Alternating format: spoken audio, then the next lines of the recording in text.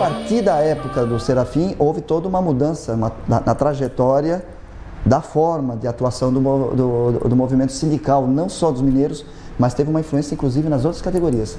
Como eles estão muito na frente, eles são muito politizados sempre, estão politizados há mais tempo, e são um pouco loucos também, porque eles são ousados. Às vezes eles faziam coisa que os advogados diziam: vocês são loucos, não fazem isso, porque eu não vou poder tirar vocês da cadeia. Não faz mal, eu lá e fazia. Muitas coisas deu certo, muitas não deu.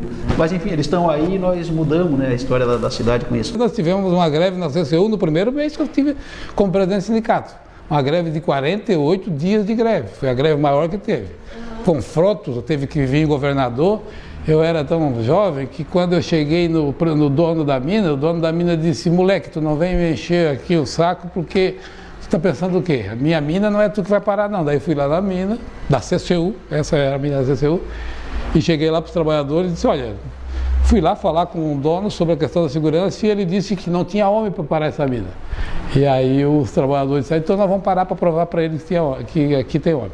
Aí, porque eu estou falando essa questão de homem machista, é porque mina só tem homem, né? Até eu chegar. Depois que eu cheguei, criamos um comando de mulheres, as mulheres começaram a participar, e se não fossem as mulheres, nós não teríamos grandes conquistas que nós tivemos.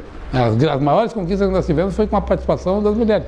O suporte delas? Não, suporte, elas tinham comando das mulheres, que em alguns momentos comandavam muito mais do que nós homens.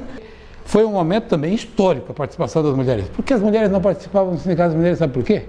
Porque, primeiro, as greves não eram feitas com seriedade. As greves eram feitas mais com uma cachaçada, o alcoolismo não era tanto. Porque o mineiro, geralmente não, são poucos que consomem leite, né? O mineiro gosta muito, de outro tipo de líquido, né? É difícil o mineiro que não bebe uma cachaçinha, né? Depois que você trabalha. Que é quando ele sai do trabalho para limpar o pó do carvão, dizer que tem pó de carvão, engolir pó de carvão na garganta e dar-lhe cachaça, né? No fim ficava atorrado. E aí, né, quando nós entramos no sindicato, nós começamos a levar o movimento muito a sério. Primeiro, álcool não é zero. Porque quando se faz uma greve não se brinca, se vai até uma queda de braço. É uma disputa entre o capital e o trabalho, entre o trabalhador e o patrão. Quem ceder primeiro, perde. E naquele tempo nós tivemos vitórias o tempo todo, porque nós mudamos a estratégia. Nós começamos a acreditar na gente mesmo, nós começamos a saber de que os trabalhadores, né, tinham condições de aguentar 3, 4 meses de greve, nós fizemos greve até de 6 meses, e os patrões não tinham condições de aguentar. Porque eles não eram habituados a viver sem a mordomia. Os trabalhadores eram acostumados. E nós começamos a fazer lutas não por salário no início. Nós começamos a fazer lutas pela questão da segurança do trabalho e pela qualidade de vida dos trabalhadores.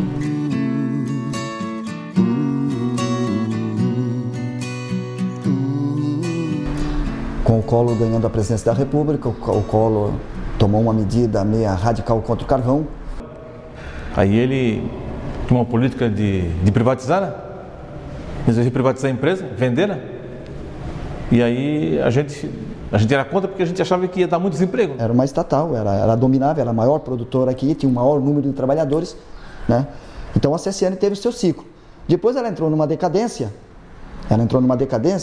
que nós dissemos que foi uma decadência fraudulenta. Como o governo na época não tinha mais interesse pelo carvão, ele começou a querer acabar com a empresa. E aí começou a provocar alguns tipos de coisa na empresa para justificar o fechamento. Até que um belo dia a gente se deparou-se com o fechamento total da empresa. E foi uma demissão, foi uma história muito, muito triste. Não teve critério para demissão, pessoas faltando 1 mês, 2 meses para se aposentar, pessoas com problema de saúde. Não foi, simplesmente quando chegaram na empresa estava lacrada. A gente fez uma assembleia, o Zé Paulo fez a assembleia. Aí o pessoal resolveu lutar para tentar reverter esse quadro, né? Nós tomamos a empresa, ficamos 1 ano e 8 meses lá, e aí como nós já tínhamos falado com o presidente da República, até a Associação de Moradores, não tinha resolvido, nós começamos a tomar posições drásticas, né? Então às vezes a gente fazia movimento de latões, tinha aqueles latões de óleo, amanhã cedo é movimento de latões, a gente pegava aqueles latões e saía rolando para um lado, rolando para o outro, fazendo movimento. A polícia vai chegar. Nós pegávamos aquele latão e jogávamos tudo na frente do portão lá. E a gente jogava notícia para a rua de que a gente ia explodir o latão, que aqueles latões eram explosivos. E nós começamos, 4 horas da tarde, nós botamos fogo em 2 caminhões. Aí vinha a imprensa, tudo saía no Brasil inteiro, saía na Folha de São Paulo. E aí as pessoas diziam, mas por que botar fogo? Era porque era a única forma de a gente poder dar entrevista e falar para o Brasil inteiro que nós estávamos aqui abandonados aqui. E a gente ia até passar o trabalho, porque empurrava aquilo, não pegava, aqueles caminhões eram tudo sem chave, tudo empurrado no braço mesmo. E a gente começou a colocar um por um na avenida e cada dia que passava ia tocando fogo num. Só que já no primeiro já deu resultado, né? Graças a Deus já. Então tinha que pressionar dessa forma, né? Nós ficamos 4 dias dormindo em cima da dinamite. Serafim é o herói dessa história, porque ele foi muito audacioso. O Serafim, muitas vezes, ele causava medo para as pessoas, né? Para nós mesmos, né? O que será que ele vai fazer, meu Deus? A estratégia que a gente fazia que dava certo, né? Mas que eram coisas que tinham que ter coragem, porque botar fogo num patrimônio e assumir, né, era uma coisa séria, né? Com data marcada, e a polícia não ter coragem de impedir porque sabia que nós íamos para o enfrentamento. Ficamos aí acampados 1 ano e meio lá. 1 ano e meio, foi difícil. 1 ano e meio, dificuldade, passamos fome, passamos frio. Não adianta vocês fazerem o que vocês quiserem. Eu vim aqui é para arrecadar dinheiro e acabou-se. É para sucatear o que tem aqui.